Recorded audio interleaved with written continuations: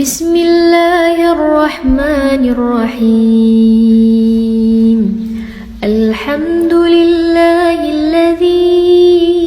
أنزل على عبده الكتاب ولم يجعل له عوجا قيما لينذر بأسا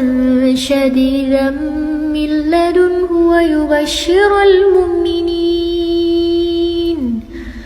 ويبشر المؤمنين الذين يعملون الصالحات أن لهم أجرا حسنا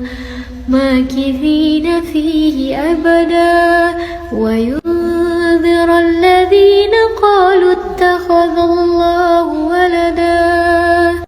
ما لهم به من علم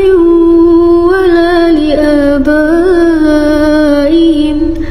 كبرت كلمة تخرج من أفواههم إن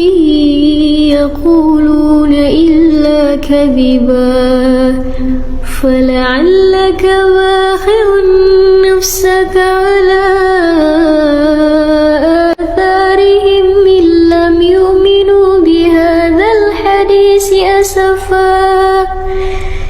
إنا جعلنا ما على الأرض زينة لها لنبلوهم أيهم أحسن عملا وإنا لجاعلون ما عليها صعيدا جرزا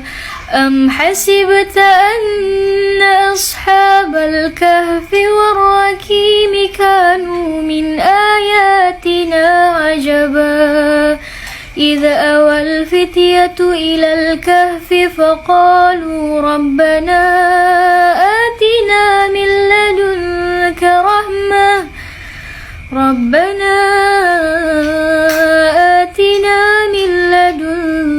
رحمة